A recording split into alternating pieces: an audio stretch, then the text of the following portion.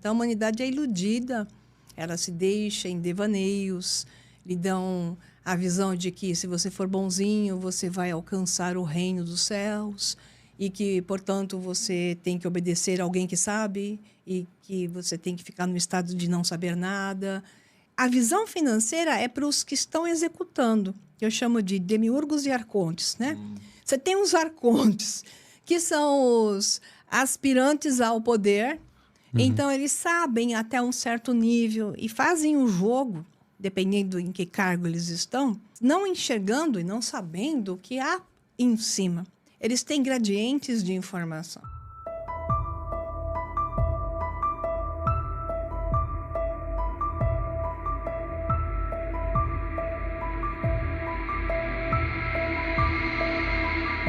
E temos um único problema, a dificuldade de despertar.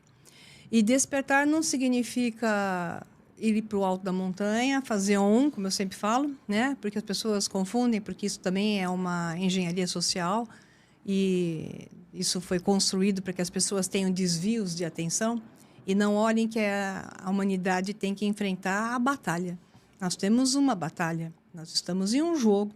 Este jogo tem que ter um desafio. Então, esse desafio significa que nós precisamos aprender a vencer essa batalha. E a batalha é pessoal, individual, e depois é que o plano coletivo se altera. Então, a humanidade é iludida, ela se deixa em devaneios, lhe dão a visão de que se você for bonzinho, você vai alcançar o reino dos céus e que, portanto, você tem que obedecer a alguém que sabe, que você tem que ficar no estado de não saber nada e te entregam pão e circo. Então, nós estamos, como dizia Nietzsche, em um eterno retorno, sempre no mesmo padrão, nada é alterado. Nós vivemos em um estado mental que não expande e não sai do lugar. Então, é um ciclo de alfa e ômega, início e fim. Nós estamos agora no fim dessa civilização. Isso tudo é construído sinteticamente, digamos assim, não é natural. Então, o processo orgânico humano é um processo de desenvolvimento e expansão. Então, a natureza humana, ela foi feita para que a nossa mente individual e, portanto, como consequência coletiva, atinja estágios e gradientes de conhecimento, de autodomínio e domínio da realidade, para que passemos a ser os magos conscientes e não os que querem pôr um turbante na cabeça e ser magos do Araque, que é o que você acha por aí, para tudo que é lado, enganando as pessoas, falando sigam-me, eu sou o único que sei, é o profeta, é o tal, e sempre acaba no mesmo lugar. É massacre, destruição, fome e desgraça. Por que isso acontece na linha da história sem parar e estamos nisso de novo? Essa que era a minha dúvida. Sempre foi assim? Sempre foi, basta você ver a linha de história e sempre foi, porque alguém chega, diz, deixa comigo, eu falei com o tal, no alto da montanha, só eu sei, ninguém sabe, eu sou o intermediário. Então, essa condição de enganar e submeter é o jogo, porque até uma visão de Nietzsche, como é que você obtém o poder? A definição de Nietzsche foi tão mal entendida, porque ninguém entende esse pobre ser. O poder significa a oposição. Somente com uma oposição é que você vai gerar uma reação. Então, nós temos uma humanidade com oposição à sua natureza desde a origem. Só que ela não reage. Mas não é reagir, sair, fazendo o lado irracional, que é o que ocorre sempre, né? Ela deixa tudo ficar ruim, para depois ir racionalmente, como está acontecendo agora. Exemplo da Europa, né? A Europa destruída, o fim da Europa estava decretado já desde o início do século XIX. Então, tudo escrito nos papeizinhos, né? Que iam destruir a Europa. Deixaram destruir para agora começar a querer reagir. Então, vamos colocar a Europa agora de volta ao século XVII, na Guerra dos 30 anos. Em vez de católicos e protestantes se matando, vai ser católicos com islâmicos, né? Ou cristãos e islâmicos se matando. E por que tem dos mesmos algoritmos? Os mesmos padrões, quando você estuda a verdadeira história da humanidade, que é o meu principal curso, por sinal, quando você estuda a verdadeira história da humanidade, não a história que te contaram, você entende que é o mesmo padrão, dirigido por um mesmo tipo de sistema dominante, por aqueles que sabem da verdade e que utilizam, por saber a verdade, a mentira contra os que estão adormecidos. E, infelizmente, por mais que você mostre isso, a maioria não quer saber a verdade. As pessoas querem quem vai me salvar. Quem vai resolver o meu problema? Qual a pílula? Com a pílula, né? Que nem a vovó. Eu brinco que a vovó diz, qual é a pílula, minha filha? Qual a pílula, minha filha? Né? Então, quer tomar alguma coisa. Por isso que a indústria farmacêutica faz o que faz conosco também. Que a pessoa quer tomar alguma coisa que rapidamente resolva. Ela não quer descobrir por que está assim. Por que chegou até isso?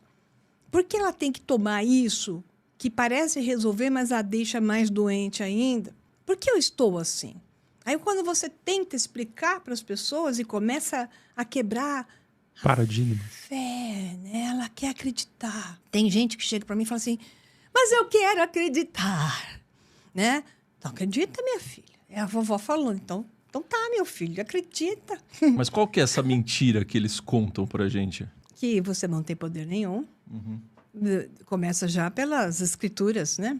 Não tem poder nenhum, eres um pobre coitado, miserável, que nasceu do pecado e deve ser punido por isso eternamente, se colocar na posição de escravo, obediente, penitente. Acabou. Então, você já nasce lacrado, né, com a história do pecado original. Isso é só uma das versões, dependendo de qual religião você quer abordar, né?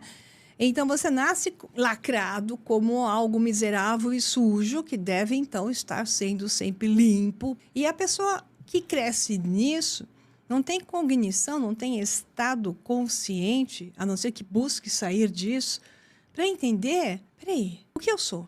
Por que isso é dito dessa forma? É aquela história, né? Quem inventou essas leis? É quem pagou pela bala. Entendeu? Não é quem atirou que realmente importa, e sim quem pagou pela bala. Entendeu?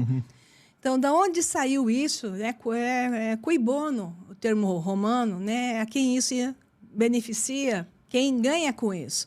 Então, quando se olha a narrativa que temos hoje, um exemplo do que está acontecendo com o mundo, é o Trump, que eu brinco, que chamo de Trump. E as pessoas vão caindo em narrativas e ficam discutindo assuntos de geopolítica a nível dos olhos.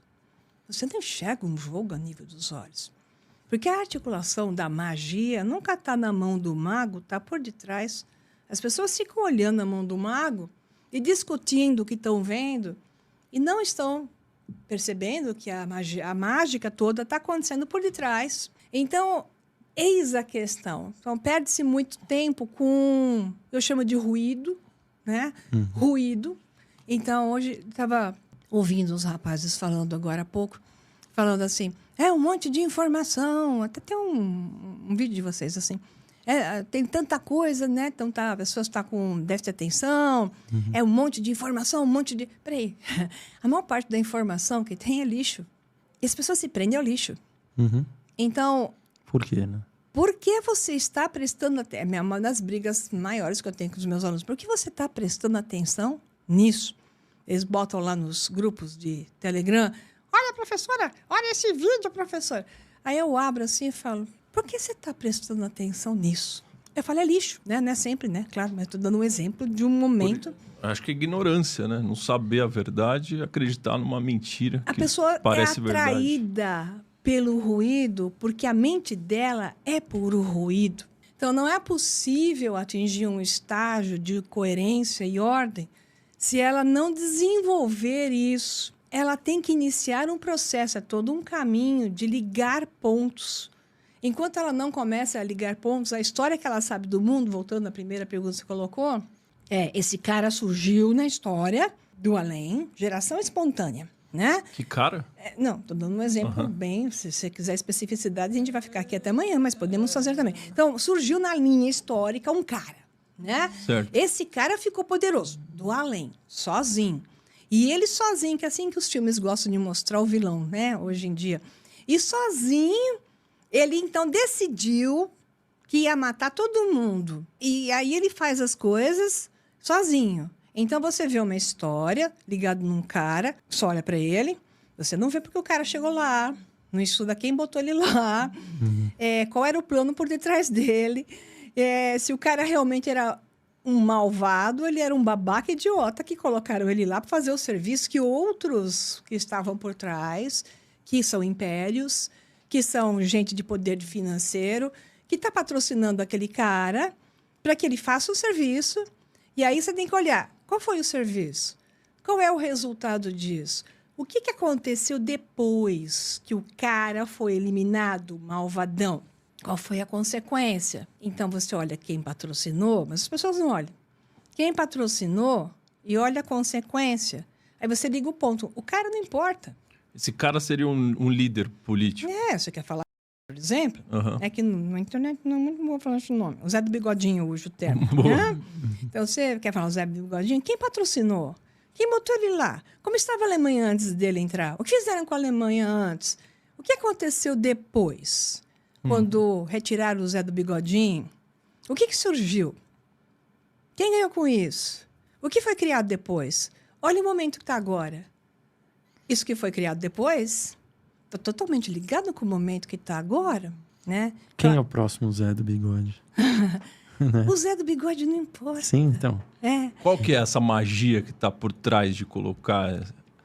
A magia Os por trás senhores do poder. jogo Quem geopolítico? são as famílias de poder? Quem são os grupos de poder no mundo dentro da linha histórica que você consegue rastrear? Então, o rastreamento é perfeito desde a Roma Antiga, né?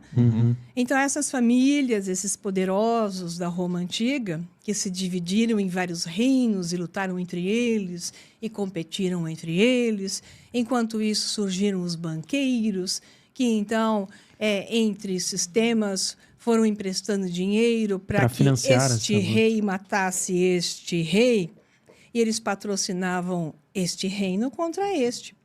Então, quando dois brigam, procure o terceiro, tá? E o terceiro está financiando esses dois. Aí esses dois se mataram, né?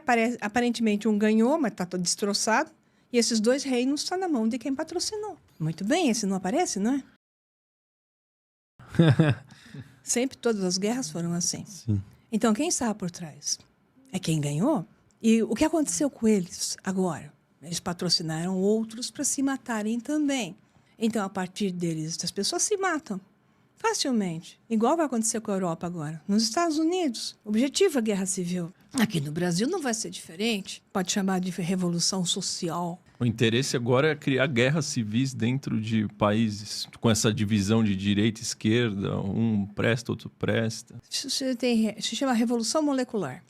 Você vê a revolução acontecendo e não sabe quem é o líder, né? Então, você tem dois tipos de revoluções. A do líder, a do Che Guevara e a do Fidel Castro, que é dessas famílias poderosas. Por sinal, da história da Roma Antiga, você rastreia Castro desde eles. Ele é nobreza.